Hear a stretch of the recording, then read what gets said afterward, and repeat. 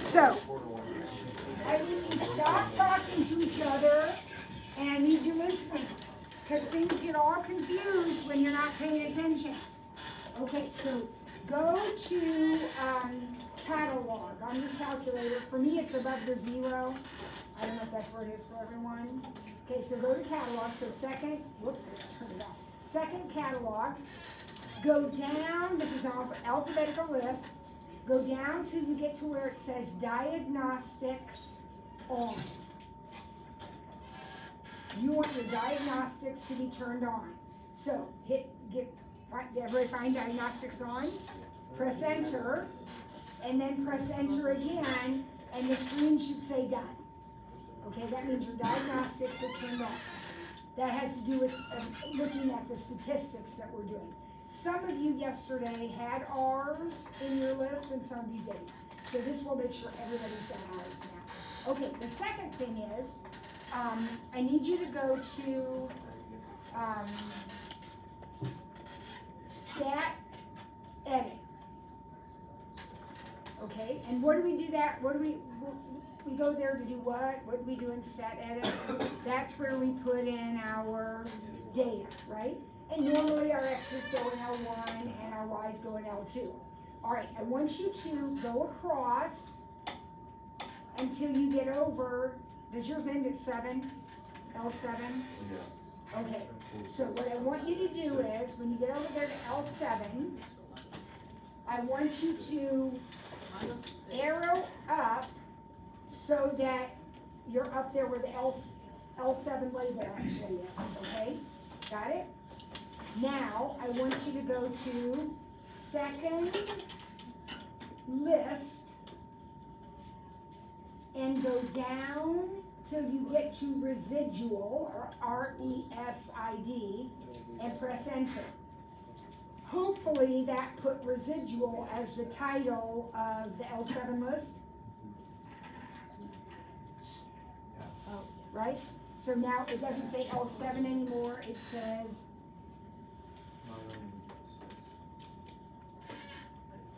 and we're going to change that. Did you put residual in there? Yeah. Okay. How come it doesn't say residual? Yeah, mine doesn't say that. But it does have a list of numbers in it though? Yeah. Okay, so we're good. Okay. Mine actually has the word residual in How it. do you turn diagnostics on? Okay. Okay, now this is what I need you to do. I need you to, when I'm talking, I need you paying attention to me. Okay? So you go to diagnostics on, press enter, now it's on. Okay? All right. Now, we should be all set up to do everything we need to do now. I just pressed something, I'm gonna make sure I'm ready to go. Okay, all right, so let's look at this extra practice sheet. We're not gonna use that stuff yet, we'll use that stuff on the back. Right now, we're looking at the front, and this is a review.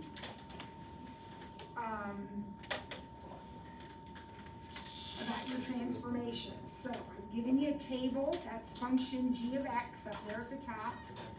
And then I said, okay, we got this new function that does what to g of x? What does it do to g of x?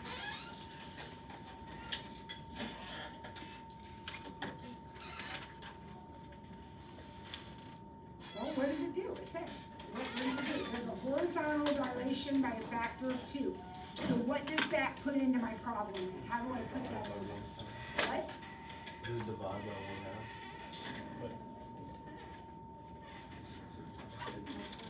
1/2? So yeah, multiplying by 2 would be the same as dividing by 1/2. So that means this is going to be 1/2 x, right?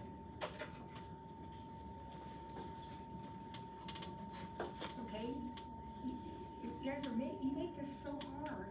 You just stare at me blindly. Do you see what I'm saying? If we are increasing the width of our picture by a factor of 2, then this coefficient has to be 1/2, because this is what I divide by to change the width of the picture. And dividing by 1/2 is multiplying by 2. Okay? Now, I need to do the same thing vertically by by a factor of 1/5. So what does that mean? There's a 1/5 out here in front, because that's how you change the height of your picture, the verticalness of your picture. And then we have a vertical translation of 3. So that means we have +3. So this is my new function A that has modified the original function G. So find it, okay, so that's A, that's number 1. That's the rule for A of X right there, that's it. Now evaluate A of 2. Okay, so what's 2?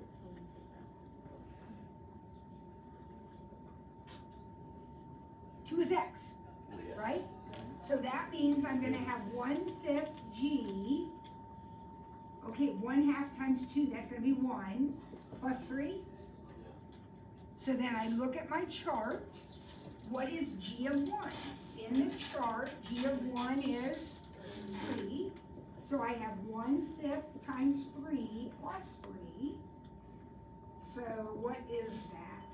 18/5, 15/5, and 3/5. 18/5, 3 3/5. Okay.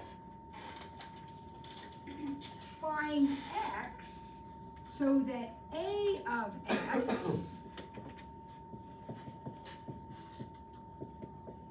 equals 12/5.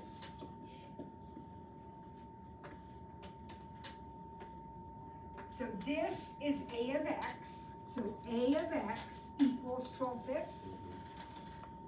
So let's start solving that equation. So what would I do first?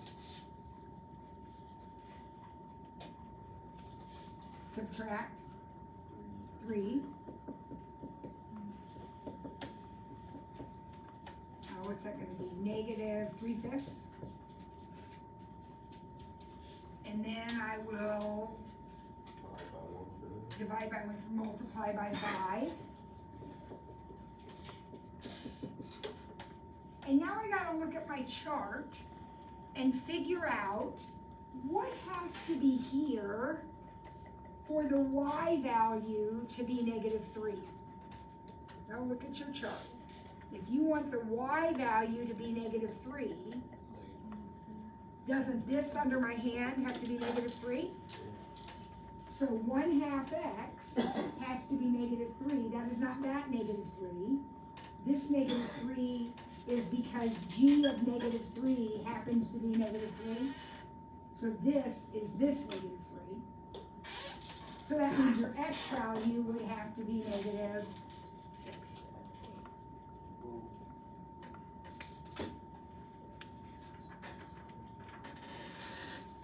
Okay. Now the back side. So we have a set of data where X is the blood alcohol content and F of X is the relative risk of crashing. Write an exponential regression model for this data. Okay, so what do we do? Yep, start by grabbing your calculator and turning it on. And then what? Stat edit. L1 is your X's.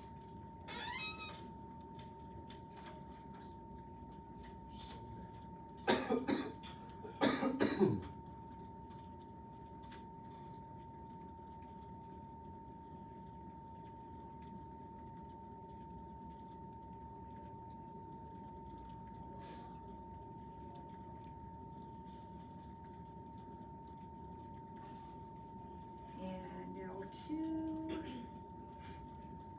is yours.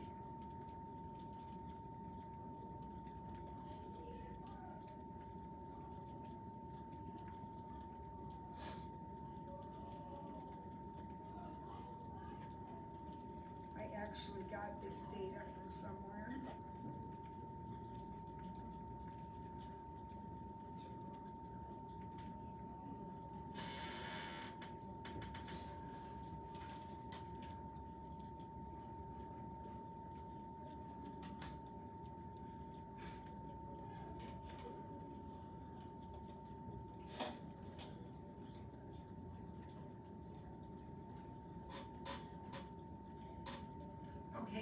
once we get it in, Raina, where is your calculator? Sorry, I forgot it again. Okay, honey, this is not helpful, right? Sorry. Yep. Well, I mean, I'm gonna pass, okay, because I have my calculator every day. You need to bring your calculator every single day.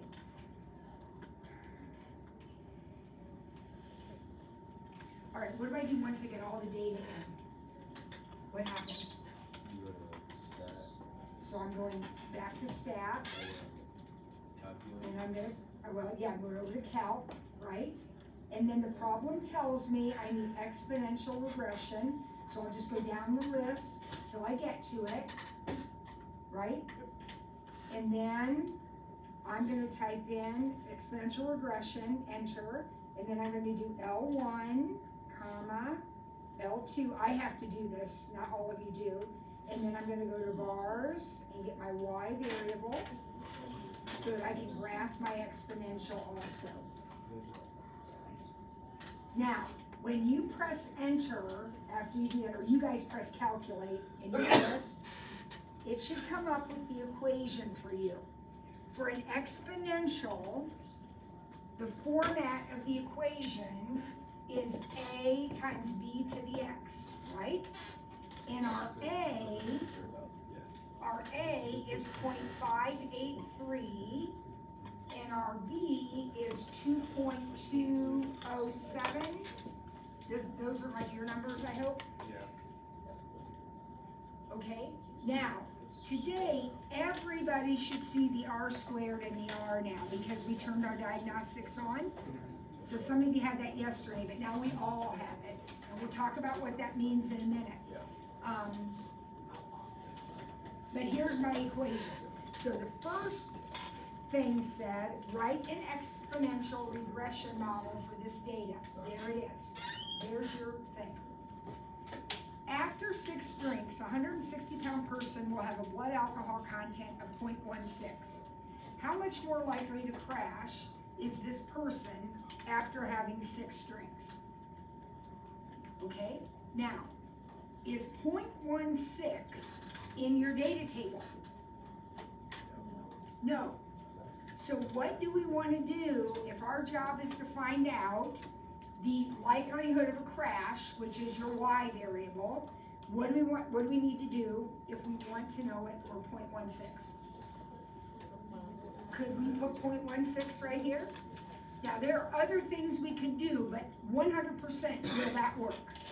Yes. So I'm gonna go ahead, 0.583 times 2.207 raised to the 0.16.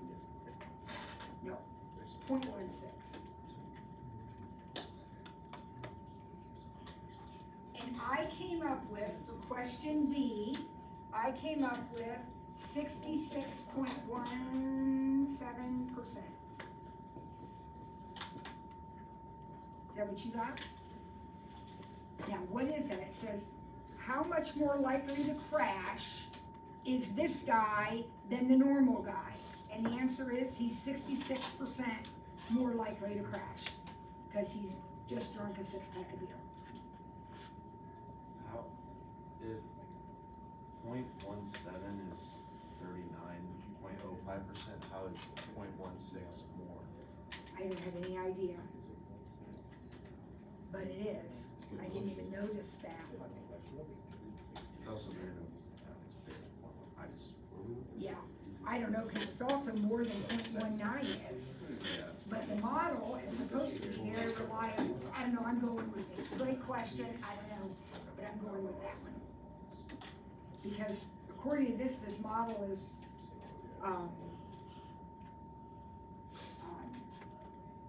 very reliable, so I'm not sure why that came out like that. No, this is for, I think, when I did the exponential regression for the b value, I got 2.207 times 10 to the Oh, that's it, thank you, that's it. So between Patrick and Ann, we got it figured out.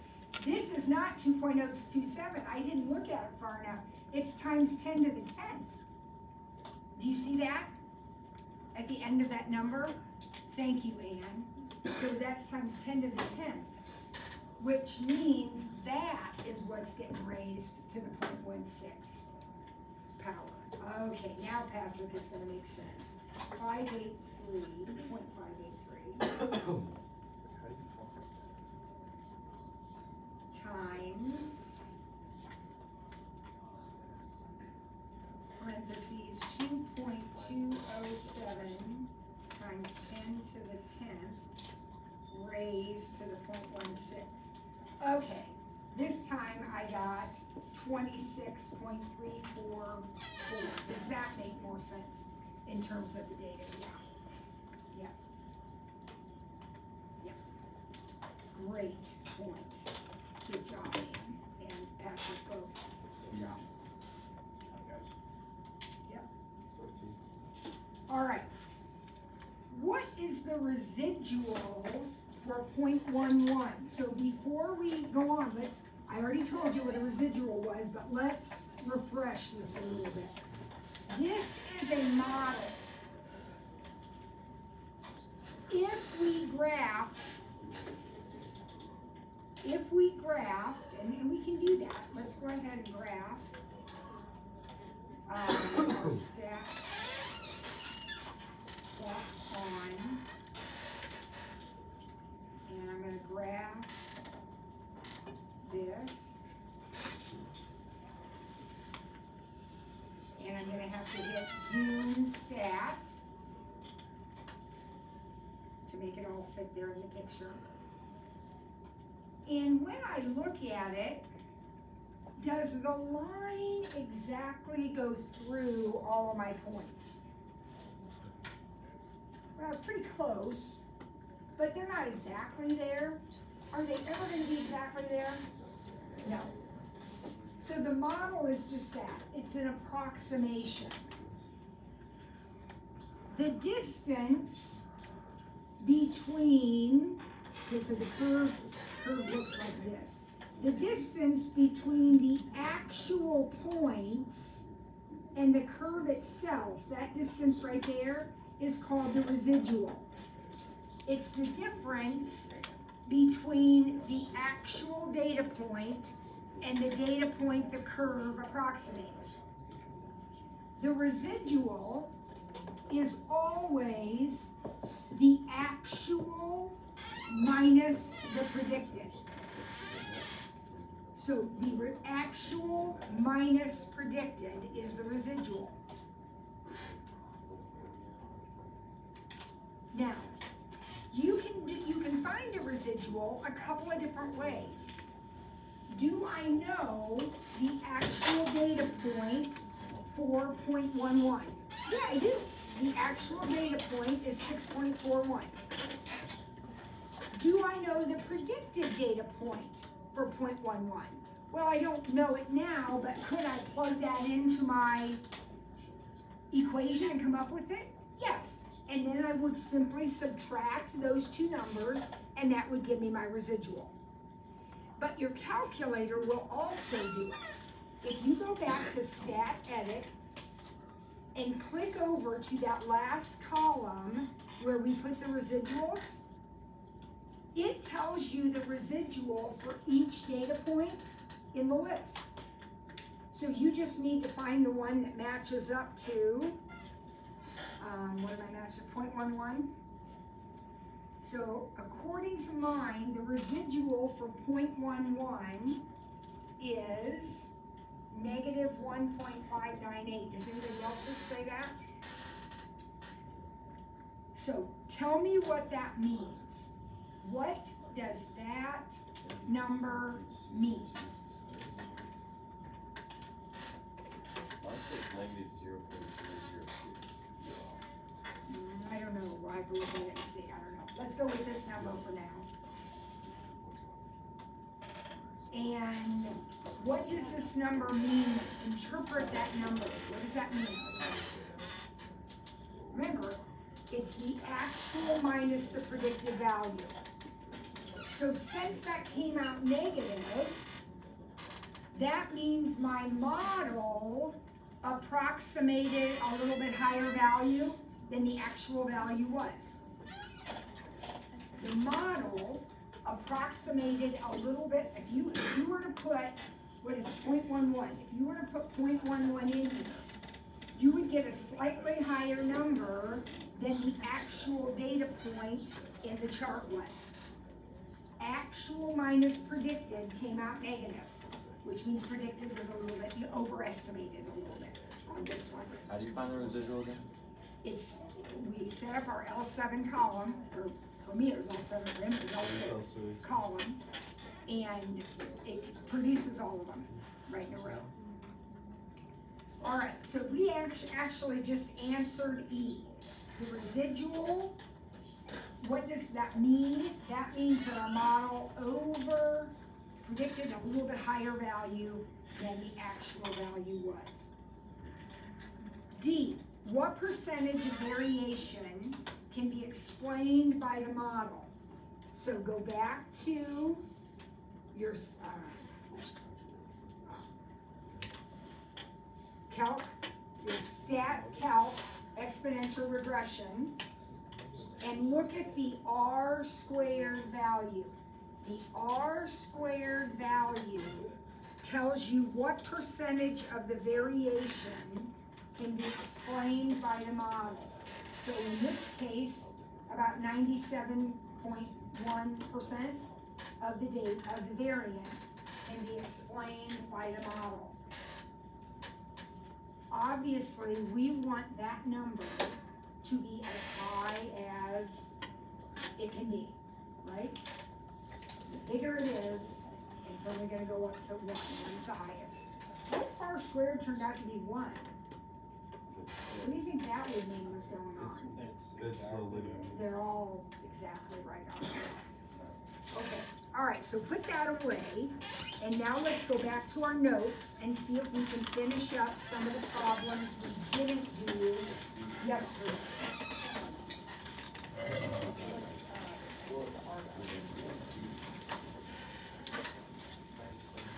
Okay, so basically, let me see what questions we answered.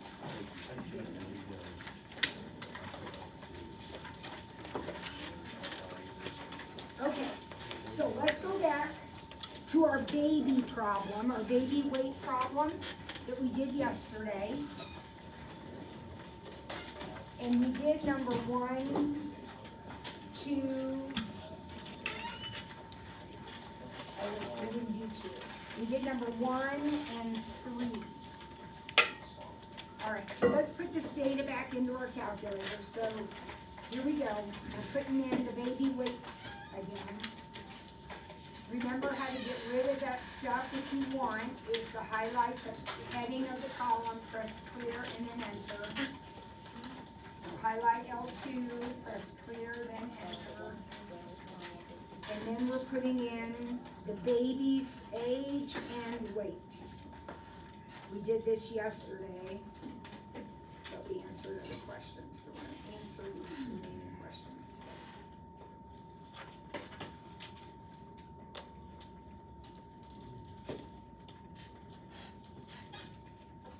Okay.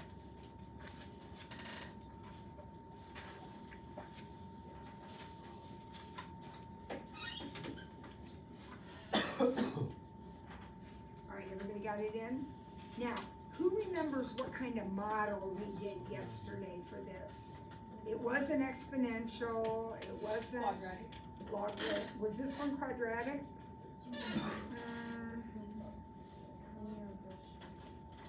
Didn't we do, I think we just did linear for this one, didn't we? Yeah. I don't think I wrote anything down, but I think we did linear. So let's go ahead and do a linear regression on this. And let's see what happens. We can tell if it's a good model or not by what ends up coming out. So back to stat, calc, linear.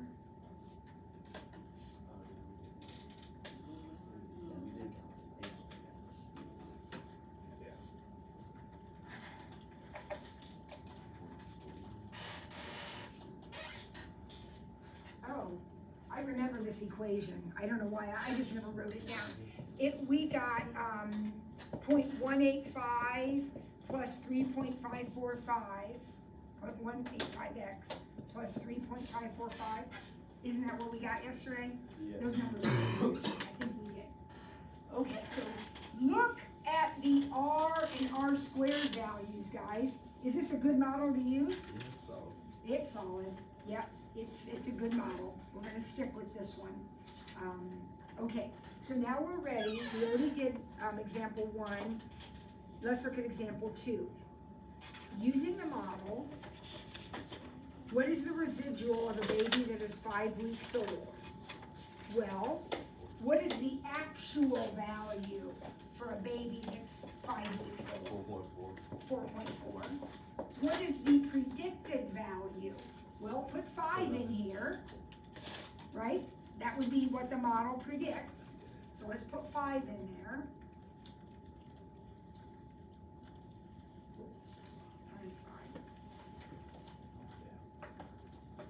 And I got 4.47. Is that what you got?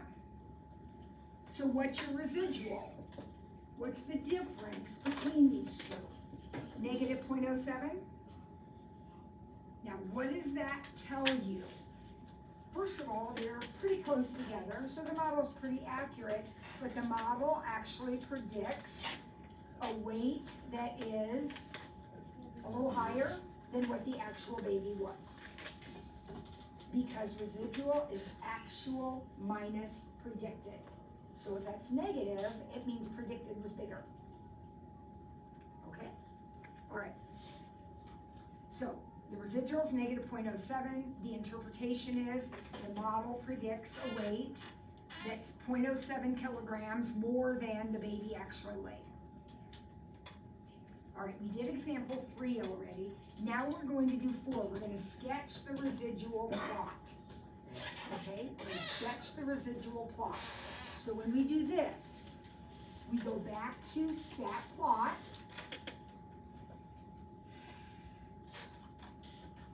You've already got it on from yesterday probably. Now, where it says Y list, for me it says L2, is that what yours says for Y list? Okay, we're going to change that to residual. So we're going to plot now our X values and our residual values.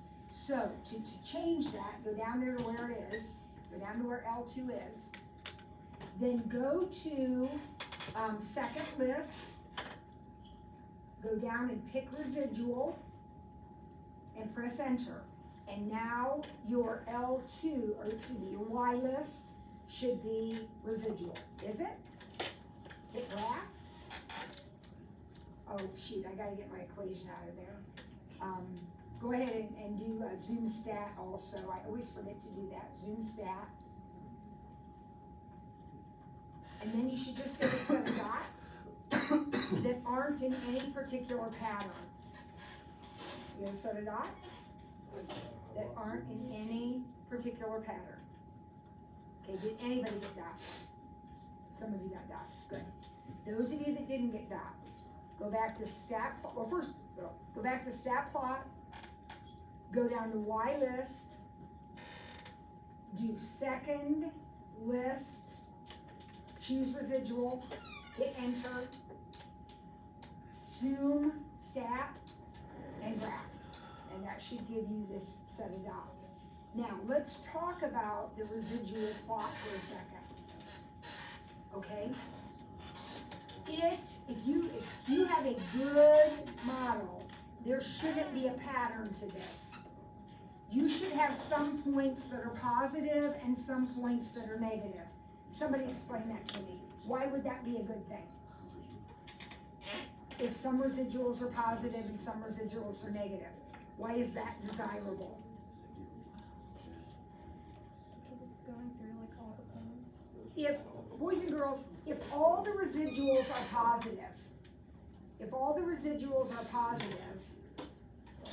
what does that tell you about your model? It underpredicts every single time. What if all the residuals are negative? Then it overpredicts every single time. Okay, so one more time. Why do I want some of them positive and some of them negative? Because then I have a good model, because it's under predicting a few and over predicting a few. It's kind of going right through the middle of the data, right? And that's exactly what we have here. That's what we have, okay? Now, if you are still like, you know, you guys have an issue with your calculator, so you just tune me out, you sit there and pout, stop it. Find somebody that's got the plot, look at it, and move on with the rest of us. We'll figure out the calculator stuff later, when you pay attention, okay? Because now we have one more thing to do. Now we have to, well no, first we're plotting the residuals. So the plot is done for you. So what you're gonna do now is put those onto a grid that's provided. So the grid is provided right here. We just have to figure out what our labels are gonna be. Okay, so what's my first X value? 4. So I have 4, 5, 6, 7, 8, 9, 10, 11, 12. All right.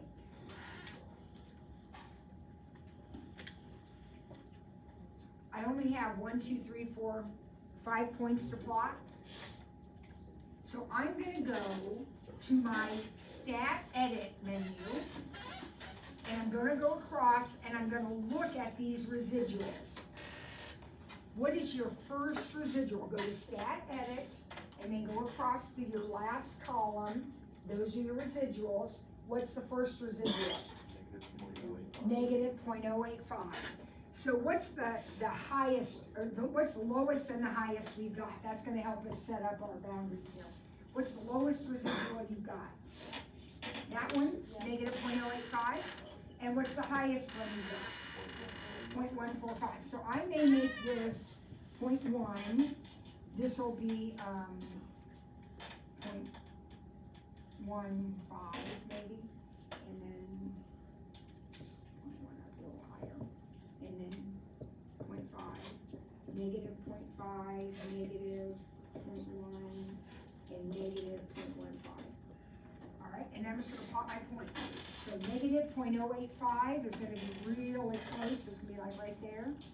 Negative 0.07 is gonna be even closer to the y-axis. Oh wait, that wasn't 5, was it? Yeah. And then 6 is 0.145, so 6 is up here. 7 is, no, not 7, 8 is 0.075. And then I have negative 0.065 for 12. Do you need 0.05 on that one? Yeah. I sure do. So then I need to change a couple of these, because that's down here. What was this one? It's a little higher. There we go.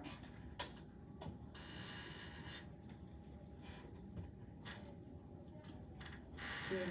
Thank you. Is that better? Now that should look like my graph, kind of it does. Kind of look like it. So sketch the residual plot. Okay, that's done. That's done. All right. Anybody have a question on that? Okay. Let's have you try one on your own. Go to example 6. We already wrote our equation, so we already did part 1. But now we're going to answer the rest of the questions. So we're going to have to put that data back into our calculators.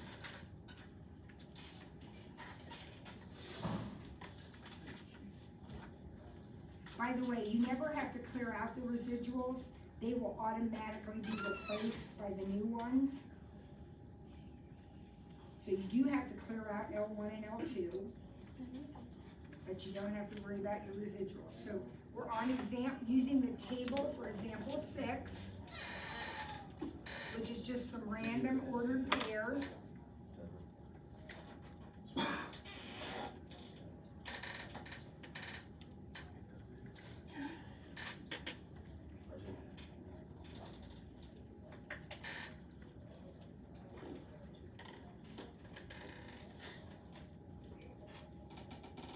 put it in the table, For example, 6. and Yeah, for example, 6.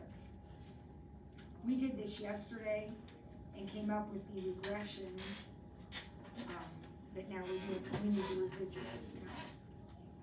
So,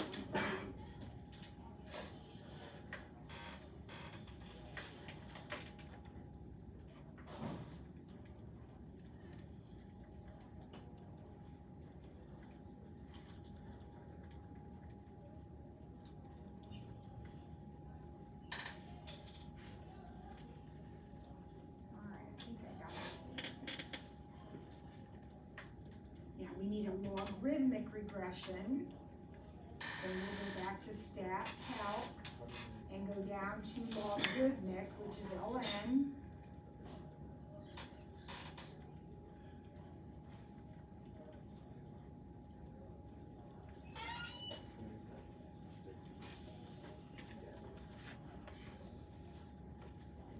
And I wrote this equation down. Looks like I got the same equation I got yesterday, that's good.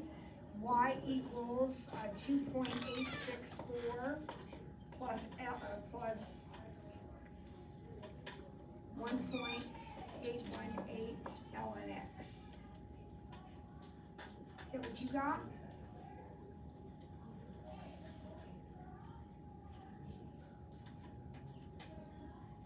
So we put in our data points, go back to stat, over to calc, down to ln x, or ln.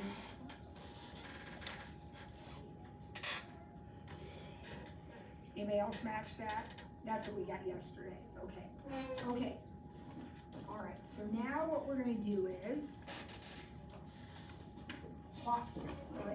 they say the residuals are already provided. Let's see if we can find our residual plot and see if it matches the picture that he drew. So here we go. So we're gonna go back to stat plot. And from my last problem, I already have Y list. I already have Y list changed to residual. But if you don't have it changed, you're going to go down to Y list, then go to second list on your calculator, which is your stat button. Choose residual on that list, press enter. And that should give you the plot for this. See if it matches his. Don't forget to zoom stat if you're not seeing what you need to see.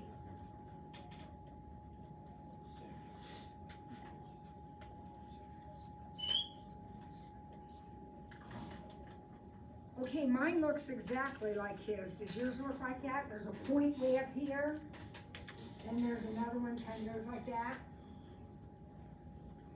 So does your picture look like this? Good. So you just did a residual plot. What are the coordinates of the labeled point R on the residual plot? So R is this little point down here at the bottom. So here's what you do, just hit trace, and the cursor is flashing on the very first point. So hit arrow over, and now it's flashing on the point that you want. So what are the coordinates of that point?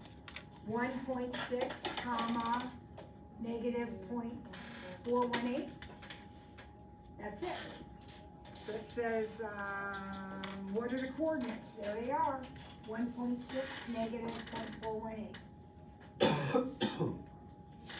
Does the residual for the point R indicate that the model underestimates or overestimates the value of Y at the X value? So remember, our coordinates were 1.6 negative 0.418. This is the X value. This is the residual value.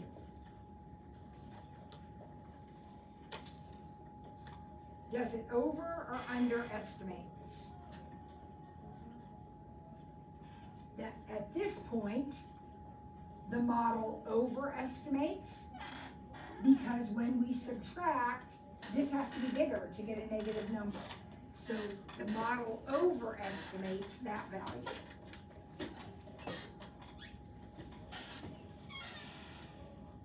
Okay, all right, that's it for that. All right, so practice a little bit on your calculator, see if you can do these problems. Try them again. Come into office hours if you need some calculator help. And what I want to do now is hand back the exercise that you did. Was that yesterday or the day before? I can't remember. Get those out. You all kept your papers except, I'm assuming that's yours, I'm not sure. I'm handing it back to the person whose name is first on the paper. If it's not yours, give it back to the person that belongs to, because we want to look at these. I want everybody to have your paper in front of you. We want to look at these. Okay? All right, so here's what your score means. Because you're wondering, why does my paper say 5.1 or whatever it says? So, here's what that means. But we did.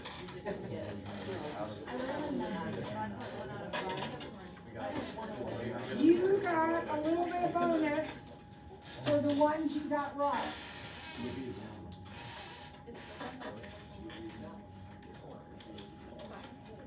Alright, so what I want to do is go through this with everybody. I want everybody paying attention. Everybody should have your paper out. Alright, please, get your paper out. I want to look at the back side first, because I want you to understand what's happening on the back side of this paper. Most groups actually did better on the back than they did on the front.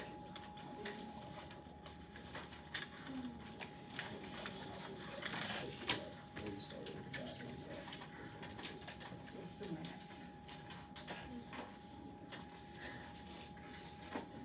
Okay. That label, whenever you see 5 for 5 like that, what that label means, if you can do those 5 problems, you are shooting for a 5 on the AP exam.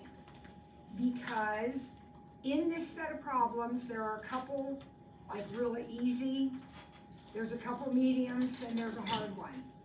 So if you get 3 right, then you're right about middle, probably gonna get a 3 on the exam. If you get 4 right, you're probably gonna get a 4, and you get all 5 right, you're right on target. You know what you're doing, you're probably gonna get a 5. So those of you groups that got all 5 of them right on the back, or got 4 out of 5 right on the back, good for you. If you got 1 right on the back, we have work to do. All right, so let's talk about this. Let f of x be this function, okay?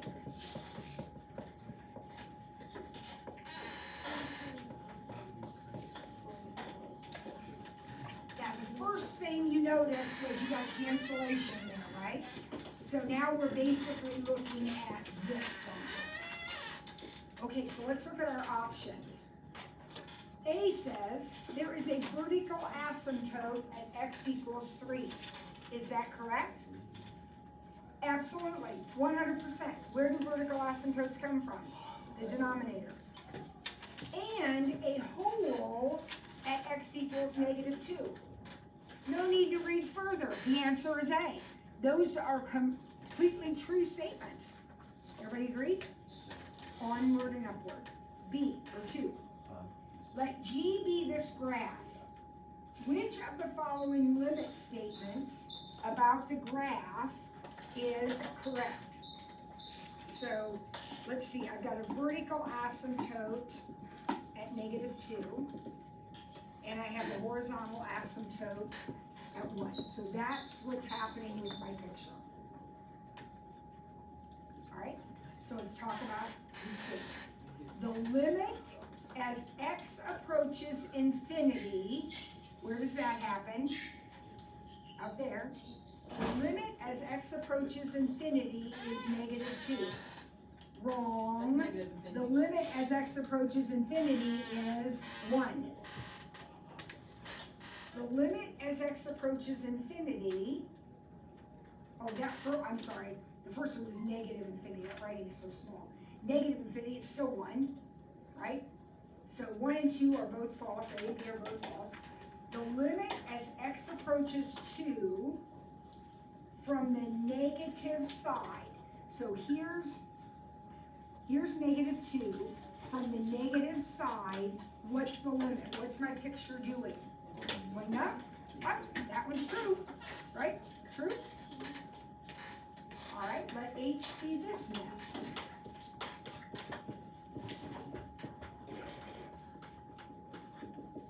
Did you trip him? No.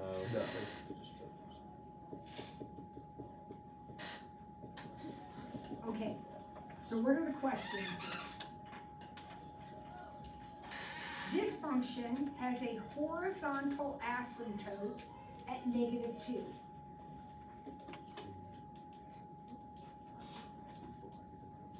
Yeah. Because if you FOILed all this out, what would be your highest power on the top? Wouldn't it be -2x cubed? And how about on the bottom? Wouldn't it be just regular x cubed? So what's your limit? Your horizontal asymptote, -2. Easy, man, so far. Not much going on here. All right, let P be okay, here we go. Let P be a rational function with a vertical asymptote at x equals 3 and a horizontal asymptote at y equals 2. So you have this new function that is -4p x plus 1 plus 5. And we want to know basically where are the new asymptotes. So let's talk about what do all these things do. What does this do right here? 1 left. Okay. What does this do right here? Multiplies the y by -4, and then this takes the answer to that and adds 5. Okay, so horizontal asymptote at y equals 2. What are we doing to that? What's happening to that y number and every y number? What's happening to all your y's? It's getting times by -4, so that would make -8, and then it's being added 5. So where is your new horizontal asymptote? -3. All right. So do I have answers with negative horizontal asymptote -3? Uh-oh, there's 2 of them. So now I got to figure out what's happening to my x's. Okay. Originally the vertical asymptote was at 3, but we are moving it left 1. So where is it now? 2, x equals 2. So the answer is A. Okay, let k of x be this function, and this has to do with where it is positive. Okay, so we're just gonna look at a little sign chart. Let's factor first. And we can cancel. So we're gonna have basically this. I'm not in trouble if I live with it. Basically, that's what we're gonna have. Now, when I draw my number line, I do want to be careful because that has to play into it. I'll have another open dot at 4 and a closed dot at 2. Would everybody agree with that? Okay, now when I check my signs, I only have to check right here. So let's put in -2. -2 would be negative over negative, which is positive. If I put in 0, I also get negative over negative, so that's positive. If I put in 3, I get positive over negative, so that's negative.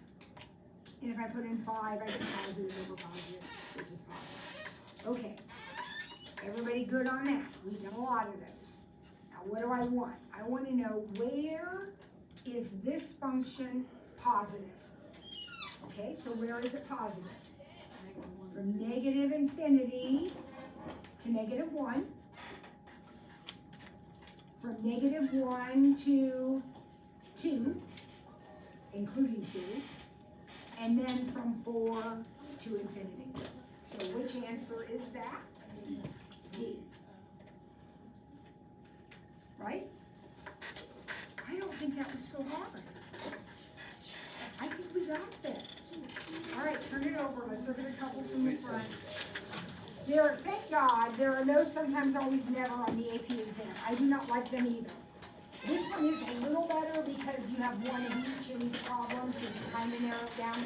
But I'm with you. I do not like sometimes, always, never. Let's get through the first one. Come on, we got time. First one. We have two functions that make up another function.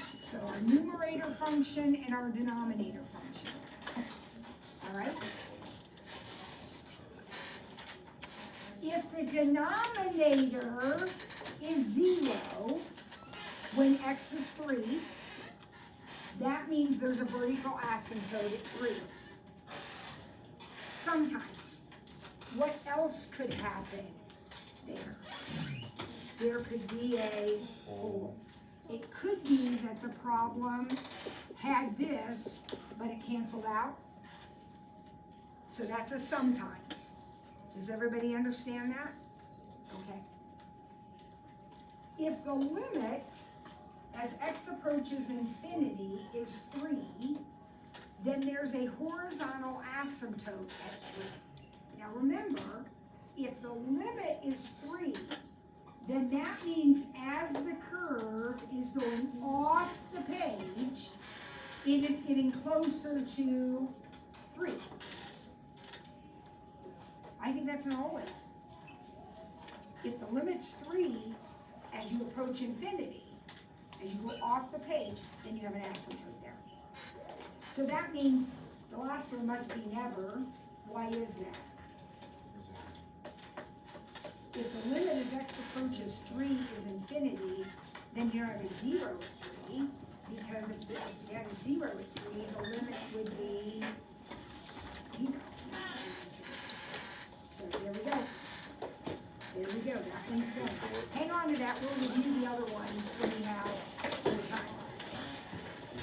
Tomorrow, or whenever I see you again, we'll get back our last quizzes too, and we'll start doing some review work. The 113, 14 homework is due Monday.